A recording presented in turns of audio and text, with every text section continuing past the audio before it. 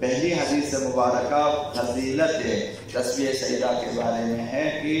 آقا امام جعفر الصادق علیہ السلام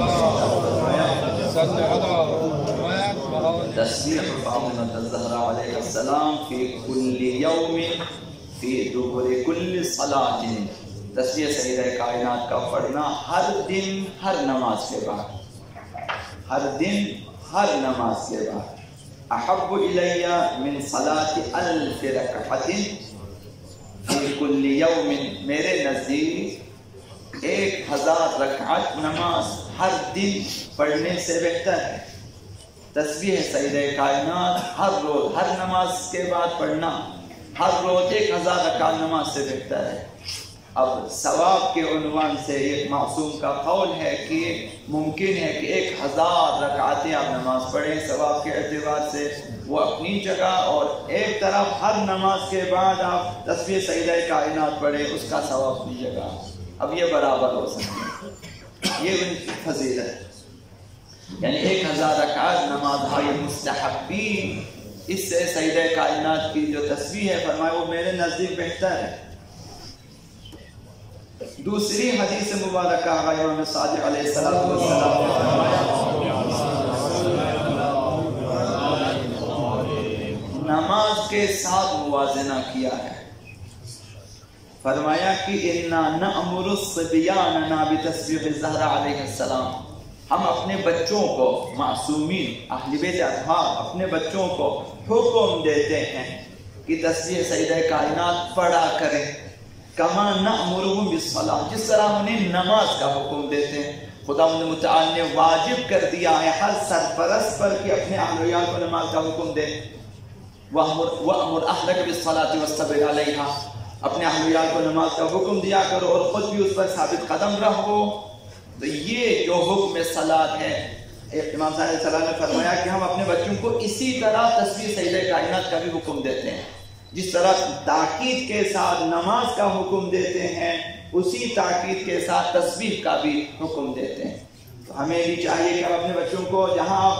اول توحید دوم عدل سکھاتے ہیں، اول امام دوم امام سکھاتے ہیں، تسبیح بھی سکھائیں۔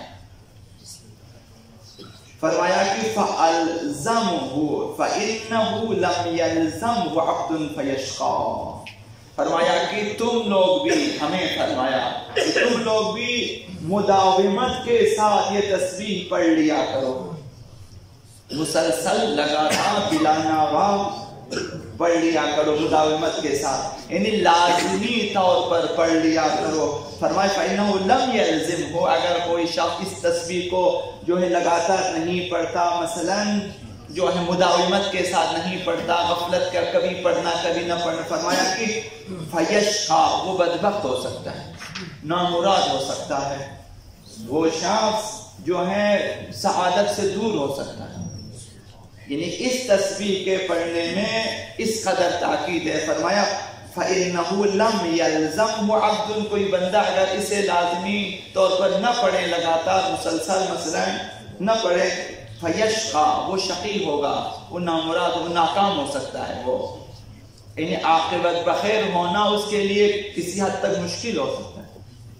لہذا یعنی اگر مسلسل پڑھے تو سعادت مند ہو سکتا ہے۔ اس تسبیح کے کچھ آداب بیان ہوئے ہیں، ان میں سے ایک یہ ہے کہ اذکار کی ترتیب اور ہر ذکر کی تعداد کا خیال رکھیں۔ ترتیب یہی ہے کہ اولاً تکبیر، اس کے بعد تحمید، اس کے بعد تسبیح، یہ ترتیب ہے، اور 34 تکبیر ہے اور اب باقی تحمید اور تسبیح 33 مرتبہ ہے۔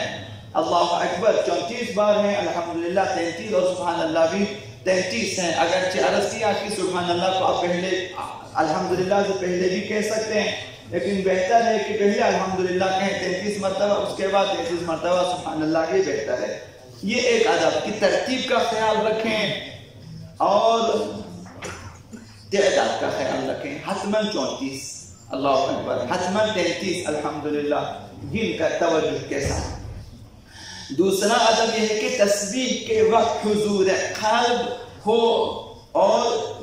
معنوی توجہ ہو، حداقل معنی یہ اذکار کی طرف توجہ ہو کہ اللہ اکبر یعنی آپ خدا متعال کو بزرگی کے ساتھ یاد فرما رہے ہیں، الحمدللہ یعنی آپ خدا متعال کی حمد و ثنا کر رہے ہیں، یہ توجہ ہے، سبحان اللہ یا خدا متعال کو پاک و منزہ سمجھ رہے ہیں،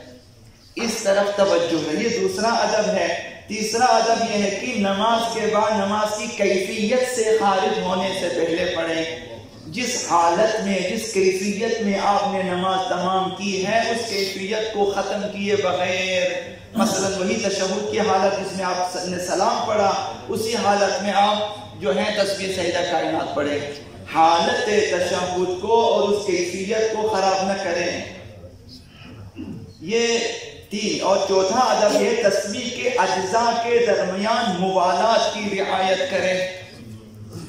پی در پی مثلا پڑھیں اللہ اکبر، پی در پی ختم کریں، الحمدللہ کو لگاتار پڑھیں 33 مرتبہ، بیچ میں وقفہ اور فاصلہ نہ ڈالیں، یہ ہے موالات کی رعایت کریں، اور اذکار کے درمیان فاصلہ نہ ڈالیں، اللہ اکبر اور الحمدللہ اور سبحان اللہ کے درمیان بھی فاصلہ نہ ڈالیں، 34 اللہ اکبر کہنے کے بعد مثلا باتیں کرنا یا فاصلہ ڈالنا، پھر اس کے بعد الحمدللہ، پھر اس کے بعد فاصلہ، یہ نہ کریں، بلا فاصلہ پڑھیں، یہ آداب میں سے ہیں۔ اور کسی اور کام کے لیے اذکار کو قطع نہ کریں، کسی کام کے لیے اللہ اکبر کو روک دیں پھر وہ کام کریں پھر آگے شروع کریں، یہ نہ کریں۔ عموماً دیکھا ہوگا ختم دعا میں ایک لوگ اسی طرح کرتے ہیں کہ ایک دو تسبیح پڑھنے کے بعد روک دیتے ہیں، پھر باتیں وغیرہ یا موبائل وغیرہ دیکھنے کے پھر آگے شروع کر دیتے ہیں،